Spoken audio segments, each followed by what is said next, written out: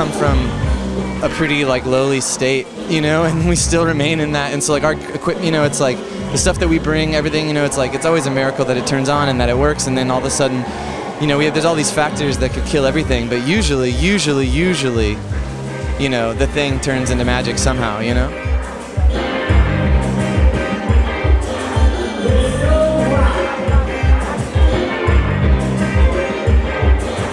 When I make music and when I try to be creative, I really try to turn this dude off completely. Like, I try to keep it very intuitive and improvisational. That's how we play live.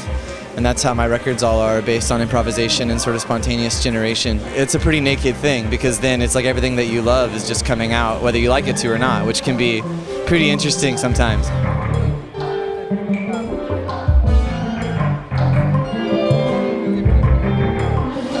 I think it's a little risky, yeah, but at the same time, it's like I don't know what else to do. Everything else is a calculation, and so anything else is just going to be half measures, you know? Well, improvisation is risky no matter how you slice it, and that's how we got involved together, was all because of improvisation and the intensity of our different improvisational styles. And so when you get improvisation together, you know, you put different elements together, you just never know what you're going to get. You know, it might sound like trash. You have no idea.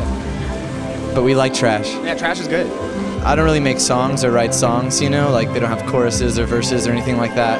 They're not like perceived from like the perspective of a narrative. They're more textural and more like spaces. And I don't think about it when I'm doing it, but I've noticed sort of in the past that, like on retrospect, that they have a lot to do with sort of like the filmmakers I like and how they use really long takes to sort of moving a camera through a space. Like I love like the films of like Tarkovsky and like Bellatar, I mean, Robert Altman, Peter Greenaway. I mean, I'm a big film geek, but I especially like dudes who do long takes. So that's a big part of sort of how I think my music works.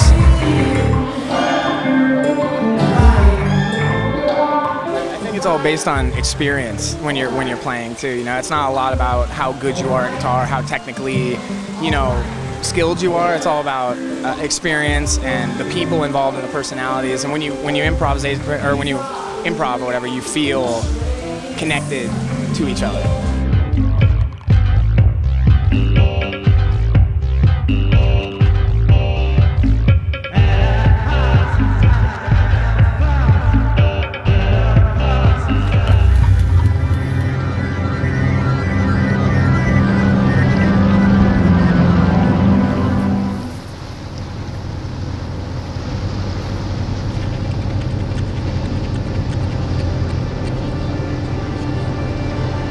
Met someone that knew the Congos, and I mean that's my favorite reggae record of all time. It's the thing that really made me like reggae in the first place. And so between the time he suggested it and then he was like, do you want to go in 2 weeks and go down there and do this? And I was like, I mean, of course. And it was great, because if I had thought about it, I mean, the whole thing was an insane adventure. Everyone that we've met down there is an incredibly talented, gifted, heartfelt, beautiful human being.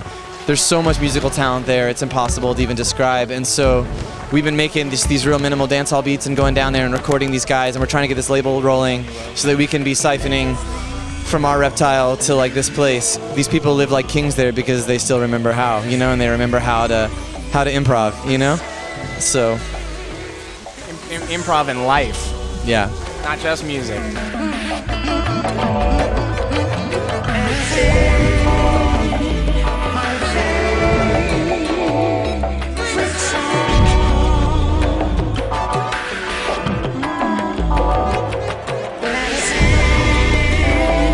My buddy Tony Lowe, who is a total genius, he made a film that comes with the record that's in and of itself. I mean, it's better than the record because it's got the record in it, but then it's like, it's a whole like visual poem about the whole experience.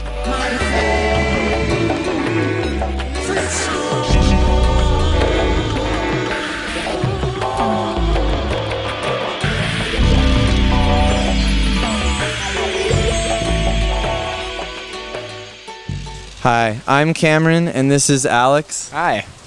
And this is going to be on 180. It's the name of the TV channel that you're tuned to. Mwah.